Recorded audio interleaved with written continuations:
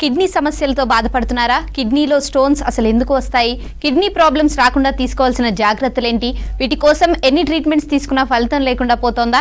Kidney సమస్యలకు హోమియోపతిలో ఎటువంటి చికిత్సలు అందుబాటులో ఉన్నాయో మనకు తెలియజేయడానికి మనతో పాటు స్టూడియోలో ఉన్నారు హోమియోకేర్ ఇంటర్నేషనల్ డాక్టర్ అరుణ గారు. నమస్తే మేడం. నమస్తే అండి. సో అసలు కిడ్నీస్లో కామన్గా వచ్చే ప్రాబ్లమ్స్ ఏంటంటారు ఎక్కువగా? కిడ్నీ సమస్యలు మనం ప్రత్యేకంగా చెప్పుకోవాలంటే అక్యూట్ కాజెస్, క్రానిక్ కాజెస్ అని చెప్పుకోవచ్చు అండి. ఇవాళ రేపు ఏజ్కి సంబంధం లేకుండా చాలా మందిలో యూరిన్ ఇన్ఫెక్షన్స్ అని మనం తరచూ చూస్తుంటాం. సో కిడ్నీ సమస్యలో ఫస్ట్గా మనం చూసే సమస్య కిడ్నీలో రాళ్ళతో పాటు కిడ్నీలో మంటలు ఉండడం, యూరిన్లో ఇన్ఫెక్షన్ ఉండడం, ఇలాంటి సమస్యలు ఎక్కువగా చూస్తుంటాం. ఇవి ఏజ్కి సంబంధంగా లేకుండా వస్తుంది. కానీ కొన్ని అసోసియేటెడ్ కంప్లైంట్స్ లైక్ ఏజ్తో పాటు కాంప్లికేషన్స్ ఉన్న వాళ్ళు లైక్ బీపీ, షుగర్, వేరే కంప్లైంట్స్ ఉన్న వాళ్ళు క్రానిక్ కేసెస్ అనేది మనం చూస్తూ ఉంటామండి. అండ్ అంటే కిడ్నీస్ ఎఫెక్ట్ అయ్యాయి అని మనకి కన్ఫర్మేషన్ రావడానికి అంటే సిమ్టమ్స్ ఏముంటాయి స్టార్టింగ్లోనే కనిపెట్టడం? సో బేసిక్గా అండి చాలా మటుకు సమ్మర్ సీజన్లో కావచ్చు, వింటర్ సీజన్లో కావచ్చు, యూరిన్ అనేది మంట వస్తూ ఉంటుంది అని చాలామంది కంప్లైంట్ చేస్తూ ఉంటారు. యూరిన్లో మనం కొద్దిసార్లు ఎర్రగా రావడం, లేకపోతే పచ్చగా ఉండడం, కొన్నిసార్లు వైటిష్ శాండ్ పార్టికల్స్ రావడం, ఇలాంటి మనం క్రానిక్ కేసెస్లో చూస్తూ ఉంటాం.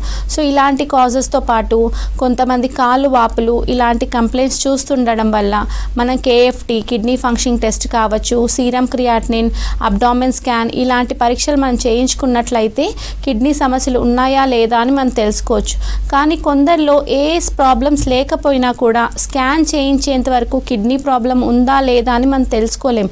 ఇలాంటి వారు ఏసిమ్టమాటిక్ ఫేజ్లో ఉంటారు. సో కిడ్నీ సమస్యలు రిపోర్ట్స్ చూసేదాకా వాళ్ళకి సమస్య ఉందా లేదా అని మనం పరిగణించడం కష్టం అవుతుందండి. And other than kidney stones ఇంకా కిడ్నీస్లో ఏ ప్రాబ్లమ్స్ వస్తాయంటే? సో అక్యూట్ కాజెస్ వచ్చండి ఏజ్కి సంబంధం లేకుండా చిన్నపిల్లల్లో, మిడిల్ ఏజ్ వాళ్ళు కావచ్చు, ఎల్డర్లీ ఏజ్ వాళ్ళు కావచ్చు, యూరిన్ ఇన్ఫెక్షన్స్, యూరిన్ ఆగి రావడం, కొందరికి యూరిన్ కంటిన్యూగా రావడం, షుగర్ ఉన్న వాళ్ళలో అయితే యూరిన్ కంప్లైంట్స్తో పాటు ప్రోస్టేట్ ఎన్లార్జ్మెంట్, ఇలాంటివి ఎక్కువగా చూస్తూ ఉంటామండి. క్రానిక్ కేసెస్లో మనకు కిడ్నీ స్టోన్స్తో పాటు మనకు parenchymal disease, nephrotic syndrome, nephritic syndrome, renal డిస్టర్బెన్సెస్తో పాటు మనకు కిడ్నీ ఫెయిల్యూర్ అనే కండిషన్స్, ఇవన్నీ క్రానిక్ కేసెస్ అండి. సో ఈ కండిషన్స్ అసోసియేటెడ్తో పాటే ఉంటాయి. ఇవి సొంతంగా రావు, ఎటువంటి ఇష్యూస్ లేకపోయినా రావు. జెనెటిక్ కాజెస్ వల్ల కావచ్చు, కొందరు పుట్టుకతోనే ఒక కిడ్నీతోనే పుట్టే అవకాశం ఉంటుంది. ఇది 1000లో ఒకరు, లక్షల్లో ఒకరు ఇలా ఉంటారు. సో బేసిక్గా కిడ్నీ సమస్యలు అనేది అసోసియేటెడ్ కంప్లైంట్స్గా మనం పరిగణించవచ్చు. ఎటువంటి హెల్త్ ఇష్యూస్ లేకపోతే కిడ్నీ కంప్లైంట్స్ అనేవి మనం రేర్గా చూస్తుంటామండి. మెయిన్గా కిడ్నీస్ ఎఫెక్ట్ అవ్వడానికి రీజన్స్ ఏంటంటారు? ఇవాళ రేపండి lifestyle disturbances, obesity, lifestyle disturbances వల్ల ఒకవేళ బీపీ, షుగర్, థైరాయిడ్ ఇలాంటి సమస్యలు ఉండడం వల్ల ఫ్యూచర్లో కిడ్నీ కంప్లైంట్స్ ఎక్కువగా చూస్తుంటామండి. ఎల్డర్లీ పీపుల్ లైక్ 40+, 50+ వాళ్ళు గర్భసంచి తీసేసి, ఆడవాళ్ళు అయితే గర్భసంచి తీసేసి ఉండొచ్చు, మగవాళ్ళు అయితే ప్రోస్టేట్ ఎన్లార్జ్మెంట్, ఇలాంటి సమస్యలు ఉన్న వాళ్ళు మనం కిడ్నీ కంప్లైంట్స్ అనేవి ఎక్కువగా చూస్తూ ఉంటాం. క్రానిక్ ఆల్కహాల్ తీసుకునేవారు, స్మోకింగ్ చేసే వారిలో కూడా ఫ్యూచర్లో కిడ్నీ కంప్లైంట్స్ అనేవి మనం చూస్తూ ఉండొచ్చు. అండ్ కిడ్నీ స్టోన్స్కి మెయిన్గా ట్రీట్మెంట్ తీసుకోకుండా నెగ్లెక్ట్ చేస్తే వచ్చే కాంప్లికేషన్స్ ఏంటంటారు? సో బేసిక్గా అండి కిడ్నీ స్టోన్స్ మనకు స్టోన్స్ ఉన్నాయా లేదా అనేది స్కాన్ చేయించేంత వరకు మనకు తెలియదు. కొందరికి సిమ్టమ్స్తో పాటు ఉంటుంది, కొందరికి ఏసిమ్టమాటిక్ ఫేజ్లో ఉంటుంది. చాలా మటుకు కిడ్నీ స్టోన్స్ రావడానికి ఇర్రెగ్యులర్ డైట్, వాళ్ళ లైఫ్ స్టైలే main reason. Food life style, junk foods ఎక్కువగా తీసుకోవడం, కాల్షియం అనేది ఎముకలకి అబ్జర్బ్ అవ్వకుండా కిడ్నీస్లో కాల్షియం ఆక్సలేట్ స్టోన్స్ ఫామ్ అవడం వల్ల ఉంటుంది. ఇలాంటి వాళ్ళు మనం చూసే ఫస్ట్ సిమ్టమ్స్ యూరిన్ మంట, లేకపోతే ఆగి రావడం, లేకపోతే కంటిన్యూగా రావడం, ఇలాంటి వాటితో పాటు నడుము నొప్పి అనేది చాలా కంటిన్యూగా ఉంటుంది అండ్ సివియర్గా కూడా ఉంటుందండి. నడుము నొప్పి రేడియేట్ అయిపోయి గ్రాయిన్స్ దగ్గర వరకు పెయిన్ వస్తుంటుంది. సో ఈ సిమ్టమ్స్ ఉన్నప్పుడు అబ్డామిన్ స్కాన్ చేయించినట్లయితే కిడ్నీ స్టోన్స్ ఉన్నాయా లేదా మనం చూసుకోవచ్చు. స్టోన్ సైజ్ 0 mm నుంచి 13 mm వరకు ఉన్నట్లుంటుంది. కొంతమందిలో స్టోన్ సైజ్ పెద్దగా కూడా ఉంటుంది, బైలాటరల్ అంటే బోత్ కిడ్నీస్లో కూడా ఉండే అవకాశం ఉంటుంది. స్టోన్ సైజ్ 5 mm లోపు ఉన్నట్లయితే ఓన్గా వితౌట్ మెడికేషన్ కరిగే అవకాశం ఉంటుంది. వాళ్ళ లైఫ్ స్టైల్, వాటర్ క్వాంటిటీ ఎక్కువగా తీసుకొని ఫ్రెష్ లీఫీ వెజిటేబుల్స్ తీసుకున్నట్లయితే ఓన్గా కరిగే ఛాన్సెస్ ఉంటాయి. 10 mm లోపు ఉన్నట్లయితే ప్రాపర్గా సిమ్టమాటిక్ ట్రీట్మెంట్ తీసుకున్నట్లయితే తగ్గే అవకాశం ఉంటుంది. అయినప్పటికీ 1 సెంటీమీటర్ 1.2 సెంటీమీటర్ ఉన్నట్లయితే ఫస్ట్గా సర్జరీ చేయించుకున్నట్లయితే స్టోన్ అనేది ఇమ్మీడియట్గా పడిపోయే అవకాశం ఉంటుంది. లేదు వాళ్ళకు మెడిసిన్స్తోనే తగ్గాలి అంటే కొంతకాలం మెడిసిన్ వాడినట్లయితే స్టోన్ సైజ్ రెడ్యూస్ అయ్యి తర్వాత యూరిన్లో పడిపోయే అవకాశం ఉంటుంది. అండ్ డయాబెటీస్, హైపర్ టెన్షన్ ఉన్న వాళ్ళలో కిడ్నీ మీద ఎఫెక్ట్ పడే ఛాన్సెస్ ఎంతవరకు ఉన్నాయంట? సో చాలామంది అండి ఇవాళ రేపు చూస్తున్నాం 30+ వాళ్ళలో కూడా మన డయాబెటీస్ అనేది ఎర్లీ ఏజ్లో వచ్చిన వాళ్ళలో డయాబెటీస్ వల్ల brain affections, kidney affections, I affections ఎక్కువగా చూస్తుంటాం. ఈ డయాబెటీస్ ఉన్న వాళ్ళు డైట్ ప్రాపర్గా ఫాలో అవ్వకపోయినా, వాళ్ళ లైఫ్ స్టైల్ డిస్టర్బెన్సెస్ ఎక్కువ ఉన్నా, స్ట్రెస్ లెవెల్స్ కంటిన్యూ అవుతున్నప్పటికీ సో వీళ్ళకు డయాబెటిక్ నెఫ్రోపతి అనే కంప్లైంట్స్ ఎక్కువగా చూస్తుంటామండి.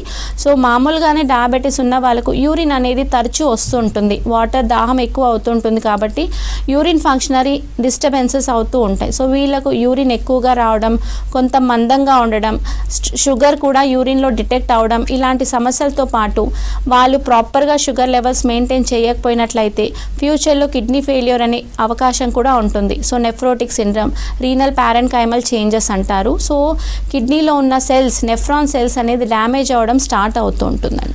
అండ్ అక్యూట్ రీనల్ ఫెయిల్యూర్కి, క్రోనిక్ రీనల్ ఫెయిల్యూర్కి ఉన్న మేజర్ డిఫరెన్స్ ఏంటంటే? సో అక్యూట్ రీనల్ ఫెయిల్యూర్ అనేది బేసిక్గా సిమ్టమ్స్ అనేవి లేకుండా సడన్గా వచ్చేస్తుందండి. సో ఒకవేళ మనకు చూస్తున్నాం కదండి, షుగర్ అనేది మనకు సడన్గా హై అయినప్పుడు లేకపోతే బ్రెయిన్ డిస్టర్బెన్సెస్ అయినప్పుడు అక్యూట్గా ఫెయిల్ అయిపోతుంది, అంటే మనకు తెలియకుండానే సడన్గా మనం అయిపోతుంది. సో ఇలాంటి వారికి సిమ్టమ్స్ అనేవి కనిపించవు. కానీ క్రానిక్ అంటే వాళ్ళకి సిమ్టమ్స్ ఉంటాయి. సిమ్టమ్స్ ఉన్నప్పటికీ కూడా వాళ్ళు కేర్ తీసుకోకపోవడం వల్ల క్రానిక్ కేసెస్, అంటే ఏదో ఒక కాజ్తో పాటు క్రానిక్ కేసెస్ ఉన్న వాళ్ళు ఈ కంప్లైంట్స్ ఎక్కువగా చూస్తుంటాం. అండ్ అంటే ట్రీట్మెంట్లో వచ్చే బెనిఫిట్స్లో కూడా, అంటే రికవర్ అవ్వడంలో కూడా ఈ అక్యూట్కి, క్రోనిక్కి చాలా డిఫరెన్స్ ఉంటుందంట. ఎస్ అండి. సో అక్యూట్ రీనల్ ఫెయిల్యూర్ అనేది బేసిక్గా మనకు తెలియకుండా మిడిల్ ఏజ్లో వాళ్ళలో ఎక్కువగా చూస్తుంటామండి. సో ఇలాంటి వారికి సడన్గా కిడ్నీ ఫెయిల్ అవుతుంది కాబట్టి డయాలసిస్ అనేది స్టార్ట్ చేస్తారండి. సో ఈ డయాలసిస్లో ఏమవుతుందంటే ఆర్టిఫిషియల్గా ఎక్స్క్రీటరీ ఆర్గాన్స్ పనిచేయడం స్టార్ట్ అవుతుంది. సో డయాలసిస్ ఫస్ట్ డే 1 నుంచి అది based upon the kidney failure ఎంతవరకు ఫెయిల్ అయింది అనేది మనం చూస్తాం. సో అక్యూట్ కేసెస్లో బేసిక్గా ఏంటంటే renal parenchymal changes, texture, kidney texture మారడం ఇలాంటివి ఎక్కువగా చూస్తుంటాం. కానీ క్రానిక్ రీనల్ ఫెయిల్యూర్లో ఇదివరకే పర్సన్కి తెలిసి ఉంటుందండి నా కిడ్నీ ఫెయిల్ అయ్యింది. సో బేసిక్గా కిడ్నీ ఫెయిల్ అవ్వడానికి సీరం క్రియాటినిన్ అనే ఒక ప్రోటీన్ చాలా ఇంపార్టెంట్. ఇది 0.2 నుంచి 1 లోపు ఉండాలి. అది కొంతవరకు పెరిగి సడన్గా కిడ్నీ ఫెయిల్ అవుతుంది. సో క్రానిక్గా ఉన్న వాళ్ళు ఇదివరకే వాళ్ళకి తెలుస్తుంది. So associated complaints like sugar, BP, arthritic changes, ఇంకా వేరే ఏదైనా సమస్యలతో ఉంటుంది కాబట్టి వాళ్ళు సిమ్టమాటిక్గా డయాలసిస్ ఇప్పుడే వద్దు అనుకొని సిమ్టమాటిక్గా వాడు మెడికేషన్ తీసుకున్నట్లయితే వాళ్ళకు ఫెయిల్యూర్ అనేది లేట్గా అయ్యే ఛాన్సెస్ ఉంటుంది. అండ్ ఎటువంటి కిడ్నీ ప్రాబ్లమ్స్ జెనెటికల్గా వచ్చే ఛాన్సెస్ ఉన్నాయంటారు? సో బేసిక్గా అండి జెనెటిక్స్తో మనకు తెలియకుండా ఒక్కొక్కసారి మనం స్కాన్ చేయించే వరకు వాళ్ళకి తెలియదండి. కొందరు ఒక కిడ్నీతోనే పుడుతుంటారు. ఇది జెనెటిక్ వల్ల కావచ్చు, కాజెస్ తెలియకుండా కూడా ఉండొచ్చు. అండ్ కొంతమంది మేజర్గా మదర్ ప్రెగ్నెన్సీలో ఏదైనా డిస్టర్బెన్సెస్ ఉన్న వాళ్ళు జెనెటిక్ కాజెస్తో కొందరికి యూరిన్లో ప్రోటీన్ లాస్ అనేది మనం చూస్తూ ఉంటామండి. ప్రోటీన్ యూరియా అంటే వీళ్ళు యూరిన్ వెళ్ళినప్పుడల్లా యూరిన్ మందంగా పచ్చగా ఉంటుంది. సో వీళ్ళకి ప్రోటీన్ లాస్ ఇది చాలా మటుకు చిన్న పిల్లల్లో మనం చూస్తూ ఉంటాం.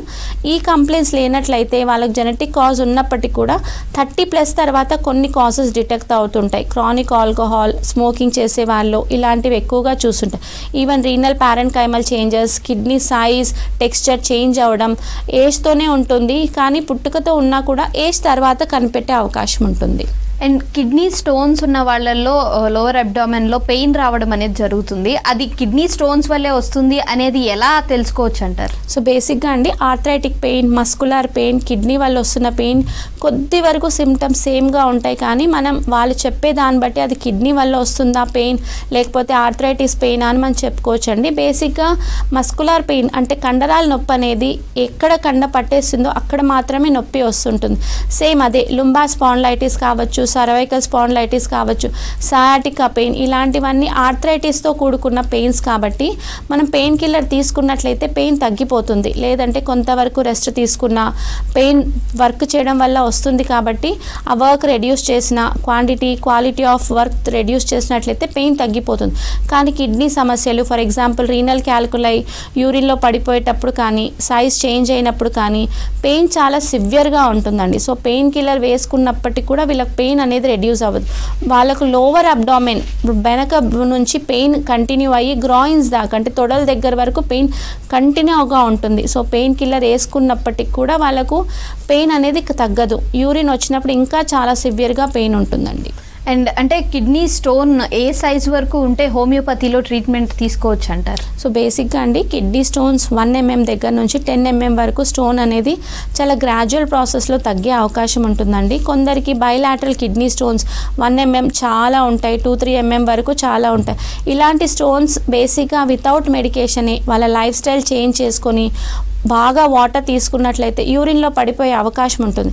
కానీ కిడ్నీ స్టోన్స్ మళ్ళీ ఫామ్ అవుతుంటాయి కాబట్టి యూరిన్లో పడిపోయినప్పటికీ కూడా కొంతకాలం హోమియో మెడిసిన్ తీసుకున్నట్లయితే వాళ్ళకి కాల్షియం ఆక్సలేట్ ఫామ్ అవ్వకుండా కిడ్నీ స్టోన్స్ మళ్ళీ ఎప్పటికీ ఫామ్ అవ్వకుండా హెల్ప్ అవుతుంది. కానీ 5 mm నుంచి 10 mm వరకు ఉన్న స్టోన్స్ బేసిక్గా యూరేటర్స్లో బ్లాక్ అయ్యే అవకాశం ఉంటుంది. సో ఇలాంటి వారు ఫస్ట్ స్టోన్స్ అనేది డిజాల్వ్ అవ్వడానికి మెడిసిన్ తీసుకోవాల్సి ఉంటుంది.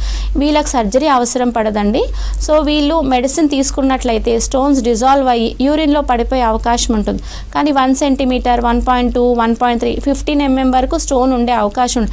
ఇలాంటి వారు స్టోన్ బ్లాక్ అయిపోయి కిడ్నీస్ డిస్టర్బెన్సెస్ ఎక్కువగా వస్తుంది కాబట్టి డాక్టర్స్ ఫస్ట్ లిథోట్రిప్సీ అంటే కిడ్నీ స్టోన్స్ బ్లాస్ట్ చేయడానికి ఈ మెడిసిన్ ఇస్తారు. సో బ్లాస్ట్ స్మాల్ సర్జరీ అండి. సో బ్లాస్ట్ అయిన తర్వాత హోమియో మెడిసిన్ వాడినట్లయితే వాళ్ళకి ఆ స్టోన్స్ మళ్ళీ ఫామ్ అవ్వకుండా హెల్ప్ అవుతుంది.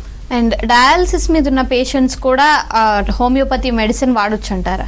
సో బేసిక్గా అండి డయాలసిస్ అనేది ఎండ్ స్టేజ్ అండి. సో ఇలాంటి వారు సిమ్టమాటిక్గా వాడుకున్నట్లయితే హోమియోపతి హెల్ప్ అవుతుంది. కానీ పూర్తిగా హోమియోపతి మీద వాళ్ళు డిపెండ్ అవ్వలేరు.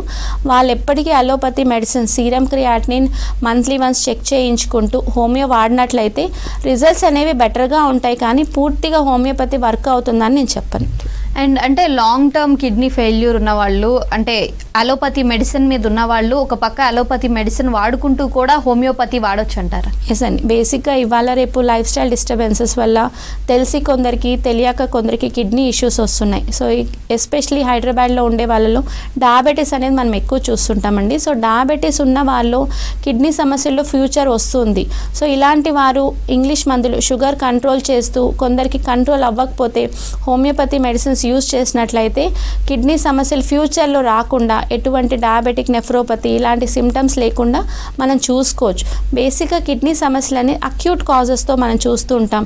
కొందరికి క్రానిక్ ఇష్యూస్. సో వాళ్ళకు హోమియో మెడిసిన్స్ సిమ్టమాటిక్ వేలోనే రిలీఫ్ ఇస్తుంది. కానీ కిడ్నీ సమస్యలకి పూర్తిగా హోమియోపతి వర్క్ అవ్వదు. సో ఇలాంటి వారు అలోపతి మెడిసిన్స్ తీసుకుంటూ హోమియో తీసుకున్నట్లయితే వాళ్ళ లైఫ్ ప్రొలాంగ్ అవుతూ ఎటువంటి ఇష్యూస్ ఫ్యూచర్లో లేకుండా హెల్ప్ అవుతుంది. ఓకే మ్యామ్, కాలర్ ఉన్నారు రవి గారు ఆర్మూరు నుంచి. నమస్తే అండి.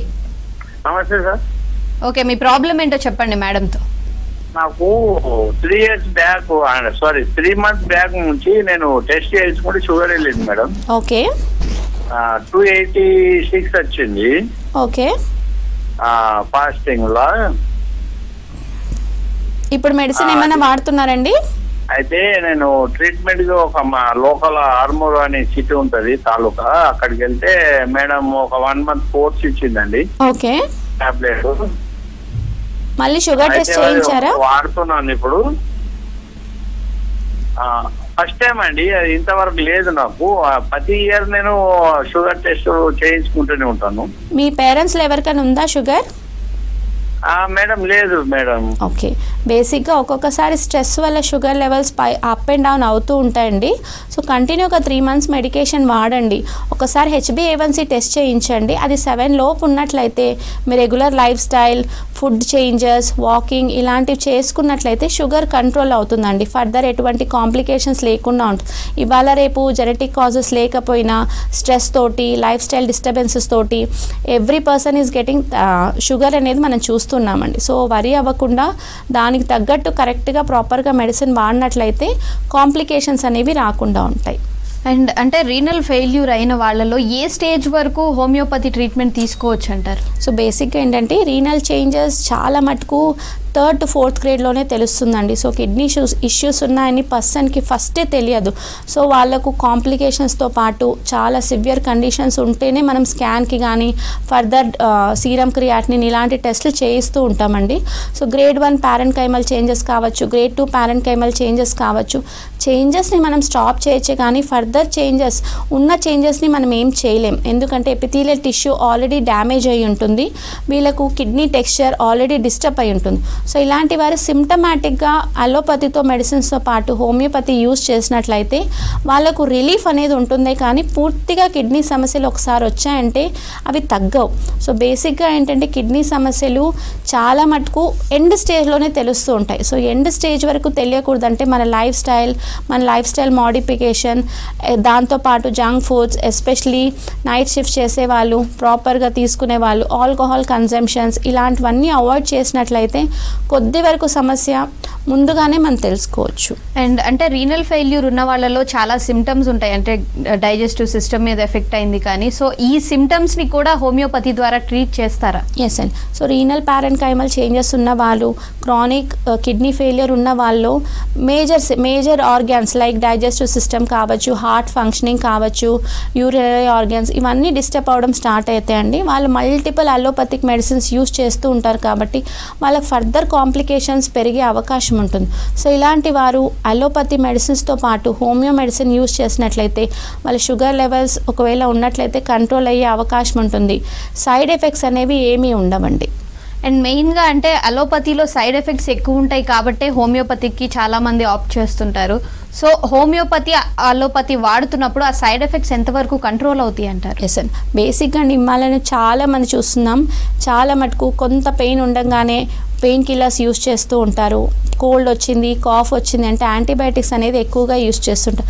క్రానిక్గా usage of antibiotics, pain killers further age పెరిగే కొద్దీ కిడ్నీ సమస్యలు వచ్చే అవకాశం ఉంటుందండి. పెయిన్ తట్టుకోవడం, కోల్డ్ తట్టుకోవడం, హోమ్ రెమెడీస్ మెయింటైన్ చేయడం ఇలాంటివన్నీ చేసినట్లయితే కొంతవరకు ఫర్దర్ కిడ్నీ ఎఫెక్ట్స్ రాకుండా ఉంటుందండి. లాంగ్ రన్లో పెయిన్ కిల్లర్స్ వల్ల వచ్చే సైడ్ ఎఫెక్ట్స్, లాంగ్ రన్లో మనకు యాంటీబయాటిక్స్ వల్ల వస్తున్న సైడ్ ఎఫెక్ట్స్ వల్ల కూడా ఫ్యూచర్లో కిడ్నీ ఎఫెక్షన్స్ ఉంటాయండి. సో antibiotics, pain killer, migraine headaches ఉన్నవారు aspirin, disprin, more chemicalized allopathic medicines use చేయడం వల్ల కూడా కిడ్నీ సమస్యలు వస్తూ ఉంటాయి. సో కిడ్నీ సమస్యలకు లైఫ్ స్టైల్ డిస్టర్బెన్సెస్తో పాటు చాలా అలోపతి ఇంటేక్ వల్ల కూడా వస్తుంది. సో ఇలాంటి వారు హోమియోపతి మెడిసిన్స్ యూజ్ చేసినట్లయితే ఆ కాంప్లికేషన్స్ తగ్గి ఫర్దర్గా ఎటువంటి హెల్త్ ఇష్యూస్ లేకుండా, కిడ్నీ ఎఫెక్షన్స్ కావచ్చు, డైజెస్టివ్ ఎఫెక్షన్స్ కావచ్చు, ఏ కాంప్లికేషన్స్ లేకుండా మెడిసిన్ అనేది మేనేజ్ చేస్తుందండి. ఓకే మ్యామ్, కాలర్ ఉన్నారు వినీలా గారు వరంగల్ నుంచి. నమస్తే అండి. నమస్తే మేడం. ఓకే, మీ ప్రాబ్లం ఏంటో చెప్పండి మేడంతో. అంటే మా పాపకి యూరిన్ ప్రోటీన్స్ లాస్ అవుతున్నాయండి. ఓకే. యాక్చువల్ గా మేము అపోలోలో ట్రీట్మెంట్ చేసుకుంటున్నాము. పాపకి ట్రీట్మెంట్ అవుతుంది. ఇది 3 years నుంచి రిపీట్ అవుతూ ఉంది. 4th time రిపీట్ అయింది. ఓకే. సో దానికి ఏమన్నా హోమియోపతి ఎట్లుంటది అని? ఖచ్చితంగా అండి, మంచి బెనిఫిట్స్ ఉంటాయండి. చాలా మటుకు పిల్లల్లో ప్రోటీన్ యూరియా అంటే యూరిన్లో ప్రోటీన్ లాస్ అవుతూ ఉంటుంది. ఇది జెనెటిక్ కాజెస్ వల్ల, ఇర్రెగ్యులర్ ఫుడ్ హ్యాబిట్, ప్రెగ్నెన్సీలో మదర్ స్ట్రెస్ తీసుకోవడం వల్ల, ఎక్కువగా ఇంగ్లీష్ అలోపతిక్ మెడిసిన్స్ యూజ్ చేయడం వల్ల ఇలాంటి సమస్యలు ఎక్కువగా వస్తుంది. కొంతమందికి కాజ్ తెలియకుండానే చిన్నపిల్లల్లో మనం చూస్తుంటామండి. సో ప్రోటీన్ లాస్ అయినప్పుడల్లా బేబీ వీక్ అవ్వడం, వేరే డిస్టర్బెన్సెస్ రావడం, age, height, weight, personality growth లేకపోవడం ఇలాంటి సమస్యలు ఎక్కువగా చూస్తుంటాం. సో ప్రోటీన్ లాస్ ఉన్న వాళ్ళు హార్మోనల్ డిస్టర్బెన్సెస్ అయ్యే అవకాశం కూడా ఉంటుంది. అలోపతి మెడిసిన్స్తో పాటు హోమియోపతి మెడిసిన్స్ యూజ్ చేయండి. ఖచ్చితంగా ప్రోటీన్ అనేది లాస్ లేకుండా పాపకు వంటబట్టే అవకాశం ఖచ్చితంగా ఉంటుంది. ఓకే మ్యామ్, మరో కాలర్ ఉన్నారు దుర్గా ప్రసాద్ గారు. నమస్తే అండి. మేడం, ఇది ఆస్ట్రో కిడ్నీ అంటే ఏంటి? దానివల్ల ఏమైనా ఎఫెక్ట్ ఉంటుందా? ఏంటండి? ఆస్ట్రో కిడ్నీ ఆస్టియో కిడ్నీయా? సో బేసిక్గా ఏంటంటే కిడ్నీ వల్ల వేరే ఎఫెక్షన్స్ అనేవి ఇన్వాల్వ్ ఉంటుందండి. సో మనకు కిడ్నీలో ఒక్కొక్కసారి కాల్షియం డిపాజిషన్ అయ్యి కిడ్నీ టెక్స్చర్ మాడే అవకాశం ఉంటుంది. సో దీనివల్ల ప్రాబ్లం అంటూ ఏమి ఉండదు, బట్ ఫర్దర్గా దానికి సిమ్టమాటిక్ ట్రీట్మెంట్ అంటూ తీసుకోవాల్సి ఉంటుంది. ఓకే అండి, అంటే ప్రోటీన్ యూరియా వల్ల ఎంతవరకు కిడ్నీస్ ఎఫెక్ట్ అయ్యే ఛాన్సెస్ ఉన్నాయంటారు? సో బేసిక్గా ఏంటంటే యూరిన్ అనేది ఫస్ట్ ఫార్మేషన్ అవ్వడం కిడ్నీస్ వల్లే అవుతుంది. So one of the major excretory organs kidney, bladder and ureters. So మనం తీసుకునే ఆహారం, మనం తీసుకున్న వాటర్, ఎవ్రీథింగ్, ప్రోటీన్ మనం తీసుకున్నది మొత్తం అబ్జర్వ్ అయ్యి మిగతాదంతా dirt what ever excretory urine ఫామ్లో వెళ్ళిపోతుంది. సో ఉన్న ప్రోటీన్ అంతా మనకు యూరిన్లోనే వెళ్తూ ఉంటే అబ్జార్ప్షన్, హైట్, వెయిట్, పర్సనాలిటీ ఇలాంటి గ్రోత్ అనేది తగ్గిపోతుంది. ప్రోటీన్ లాస్ ఉండడం వల్ల హార్మోన్స్ అనేది కూడా డిస్టర్బ్ అవుతుంది. సో చాలా మటుకు ప్రోటీన్ లాస్ చిన్నపిల్లల్లో ఏజ్ 10 లోపు ఎక్కువగా చూస్తుంటాం. 20 to 30%, 20 పైన వాళ్ళలో కూడా చూస్తుంటాం. సో ప్రోటీన్ లాస్ ఉండడం వల్ల ఖచ్చితంగా వాళ్ళకు ఇంటర్నల్ ఎఫెక్షన్స్ ఉండే అవకాశం ఉంటుంది. మనం దానికి ప్రాపర్గా ట్రీట్మెంట్ తీసుకోకపోవడం వల్ల కిడ్నీ ఎఫెక్షన్స్ లైక్ మళ్ళీ సేమ్ ఫ్యూచర్లో అక్యూట్ కిడ్నీ ఎఫెక్షన్స్ కావచ్చు, క్రానిక్ కిడ్నీ ఎఫెక్షన్స్ కావచ్చు, లేటెస్ట్ స్టేజ్ 40+, 50+లో అక్యూట్గా సడన్గా కిడ్నీ ఫెయిల్ అయ్యే అవకాశం ఉంటుంది. అండ్ రీసెంట్ టైమ్స్లో ఎక్కువగా స్ట్రెస్ అనేది చూస్తున్నాం. సో స్ట్రెస్ లెవెల్స్ ఎంతవరకు కిడ్నీ మీద, బాడీలో మేజర్ ఆర్గన్స్ మీద ఎఫెక్ట్ చూపిస్తాయండి? సో బేసిక్గా స్ట్రెస్ అనేది ఇవాళ రేపు ఏజ్ 0 నుంచి ఎల్డర్లీ ఏజ్ వాళ్ళకు కూడా ఉంటుందండి. స్ట్రెస్ తీసుకున్న వాళ్ళందరికీ కిడ్నీ ఎఫెక్షన్స్ రావు, కానీ స్ట్రెస్ తీసుకోవడం వల్ల వేరే metabolic disorders like BP, sugar, thyroid, PCOD ఇలాంటి సమస్యలు ఉన్నట్లయితే ఫ్యూచర్లో కిడ్నీ ఎఫెక్షన్స్ వచ్చే అవకాశం ఉంటుంది. చాలా మటుకు కిడ్నీ ఎఫెక్షన్స్ డయాబెటీస్ ఉన్న వాళ్ళలో మనం చూస్తూ ఉంటామండి. సో డయాబెటీస్ ఉన్న వాళ్ళు డయాబెటిక్ నెఫ్రోపతి అంటే నెఫ్రాన్ సెల్స్ అనేవి స్లోగా ప్రొడక్షన్ తగ్గడం, కిడ్నీ ఫంక్షనింగ్ డిస్టర్బ్ అవడం, parenchymal changes, same again echo texture, kidney size disturb అవడం, యూరిన్ ఫంక్షనింగ్ తగ్గడం, వాళ్ళకి యూరిన్ డ్రిబ్లింగ్ యూరిన్ కంట్రోల్ లేకుండా యూరిన్ రావడం ఇలాంటి సమస్యలు ఎక్కువగా ఉంటాయి. ఎల్డర్లీ పీపుల్లో డయాబెటీస్ ఉన్నట్లయితే ప్రోస్టేట్ ఎన్లార్జ్మెంట్, సో ఈ యూరినరీ ఆర్గాన్స్ ప్రోస్టేట్ మీద కూడా పడి ప్రోస్టేట్ ఎన్లార్జ్ అవ్వడం, సో ప్రోస్టేట్ ఎన్లార్జ్ అయింది కాబట్టి యూరిన్ కంటిన్యూగా ఉండడం ఇలాంటివి ఎక్కువగా చూస్తూ ఉంటాం. ఓకే మ్యామ్, మరో కాలర్ ఉన్నారు, జనని గారు జనగాం నుంచి. నమస్తే అండి. నమస్తే అండి, మీ ప్రాబ్లం ఏంటో చెప్పండి మేడంతో. Good afternoon ma'am. Good afternoon అండి. నాకు కిడ్నీలో, లెఫ్ట్ సైడ్ కిడ్నీలో అప్పర్ పోల్లో 4 mm స్టోన్ ఉంది. ఓకే, అది 1 year అవుతుంది. ఒకసారి స్కాన్ చేయించుకున్నప్పుడు తెలిసింది. ఓకే, ఆల్మోస్ట్ తాగినప్పుడు ఒక 1 liter వాటర్ తాగుతున్నాను, అయినా అది పోవడం లాంటివి ఏం జరగట్లేదు. ఓకే, యాక్చువల్గా అండి కిడ్నీలోనే రీనల్ పారెన్కైమా, రీనల్ కార్టెక్స్ అప్పర్ పోల్లో ఉంది కాబట్టి అది స్టోన్. కిడ్నీ అనేది ఒక కాంప్లెక్స్ ఆర్గాన్ అండి. లోపల ఎక్కడైనా మజిల్లో కానీ సెల్స్లో కానీ స్టోన్ అనేది ఇరుక్కొని ఉండొచ్చు. సో వాటర్ తీసుకున్న వాళ్ళందరికీ కిడ్నీ స్టోన్ పడిపోవాలని ఉండదు. మెడికేషన్ డెఫినెట్లీ మీరు స్టార్ట్ చేయాల్సి ఉంటుంది, ఎందుకంటే స్టోన్ పెరిగే అవకాశం ఉంటుంది, లేదంటే వేరే దగ్గర అబ్స్ట్రక్ట్ అయ్యే అవకాశం కూడా ఉంటుంది. డెఫినెట్లీ మీరు మెడిసిన్ వాడినట్లయితేనే కిడ్నీ స్టోన్ డిజాల్వ్ అయ్యి పూర్తిగా యూరిన్లో పడిపోయే అవకాశం ఉంటుంది. ఓకే అండి, అండ్ వాటర్ ఇంటేక్ అనేది కిడ్నీ మీద ఎలాంటి ఎఫెక్ట్ చూపిస్తుంది అంటారు? చాలా మటుకండి, సమ్మర్ అయినా వింటర్ అయినా 2+ బాటిల్స్ చిన్నపిల్లల్లో, 3+ బాటిల్స్ 30 మిడిల్ ఏజ్లో వాళ్ళు ఏజ్ పెరిగే కొద్దీ మళ్ళీ వాటర్ క్వాంటిటీ అనేది తగ్గించాల్సి ఉంటుంది. సో బేసిక్గా వాటర్ మనం ఎంత తాగితే యూరినరీ ఫంక్షన్ అంత బాగుంటుంది. అలానే ఎక్సెస్ వాటర్ కూడా తీసుకోకూడదు. సో వాటర్ ఇంపార్టెన్స్ బాడీకి చాలా అవసరం. మన బాడీ 70% వాటర్తోనే మేక్ అయి ఉంటుంది. వాటర్ తాగని వాళ్ళు ఫ్రూట్స్ కానీ, జ్యూసెస్ కానీ, వాటర్ రిచ్ వెజిటబుల్స్ కావచ్చు, ఇలాంటివి ఏది తీసుకున్నా వాటర్ మన బాడీ అబ్జర్వ్ చేసుకొని మిగతా డర్ట్ ఎక్స్క్రీటరీ సిస్టమ్ అంతా యూరిన్ తీసేస్తుంది. సో ఇలాంటివన్నీ బేసిక్గా వాటర్ కన్సంప్షన్ ఉన్న వాళ్ళలోనే బెటర్గా ఉంటుందండి. So minimum 3 to 5 liter bottle age వారైనా తీసుకుంటే వాళ్ళ ఫంక్షనింగ్ చాలా బాగుంటుంది. ఫ్యూచర్ కిడ్నీ ఎఫెక్షన్స్ అనేవి చాలా తక్కువగా ఉంటుందండి. అండ్ బాడీలో అంటే ఏదైనా మేజర్ ఆర్గన్ ఎఫెక్ట్ అయినప్పుడు ఆ ఎఫెక్ట్ కిడ్నీ మీద పడే ఛాన్సెస్ ఉన్నాయండి. ఏంటి ఆ మేజర్ ఆర్గన్? సో బేసిక్గా ఏంటంటే చిన్న ఏజ్ వాళ్ళలో ఎస్పెషలీ డయాబెటీస్ ఉన్నట్లయితే, ఫర్ ఎగ్జాంపుల్ టైప్ 1 డయాబెటీస్ ఉన్నట్లయితే ఫర్దర్గా కాంప్లికేషన్స్ అనేవి ఎక్కువగా ఉంటుంది. ఎల్డర్లీ పీపుల్లో అది ఒకవేళ ఫీమేల్లో అయితే గర్భసంచి ప్రాబ్లమ్స్ ఉన్నవారు, ఫైబ్రాయిడ్ కావచ్చు, మెన్స్ట్రువల్ డిస్టర్బెన్సెస్ ఉన్నవారు, ఒత్తిడికి ఫ్యూచర్లో కిడ్నీ ప్రాబ్లమ్స్ వచ్చే అవకాశం ఉంటుంది.